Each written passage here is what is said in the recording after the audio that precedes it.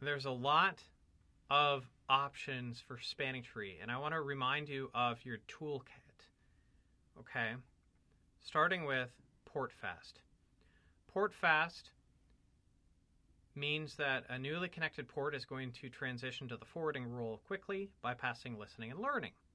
It's great for the right kinds of links and devices, IP phones, access points, connectivity to routers on a stick, but you wouldn't want this between two switches. It would cause loops, transient loops, because you're converging too quickly. You're just blindly moving to forwarding. BPDU guard is something we tack on to port fast, and it will shut down ports if a BPDU is received. It's very impactful.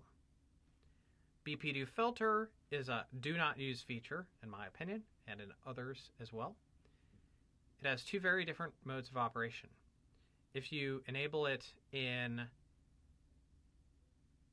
interface level, spanning tree is essentially off and it is not communicating BPDUs.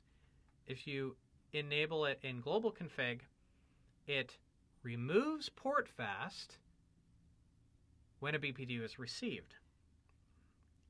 That's not really great behavior either. But because if we do this at interface level, we disable spanning tree, we can get unmitigated loops because, hey, spanning tree is about mitigating loops, and we just disabled spanning tree for all intents and purposes. Root guard, place a port in the inconsistent port state if a superior BPDU is received. It's a great way to go on your access ports that are going down to clients. Loop guard. This says, hey, I have some expectations about spanning tree on this port, and you use it on root and alternate ports. So you don't use it on designated ports essentially. And it says, I don't want to transition immediately between root and designated. This can not coexist with root guard, so you don't want these two features to play. Loop guard can work with UDLD. By the way, not too many people like loop guard. Don't expect to apply it in the real world. Unidirectional link detection is a great feature.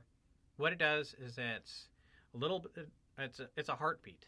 It's a heartbeat that sends communication across, and we send it across and we get loop-backed information. And if you run it in aggressive mode, it can disable ports. If you run it in the normal mode, it doesn't disable ports, it just triggers traps. Just triggers logging mechanisms. If you need to clear this, UDLD reset will do that. It's good to know how to work with these little ways that we tune spanning tree.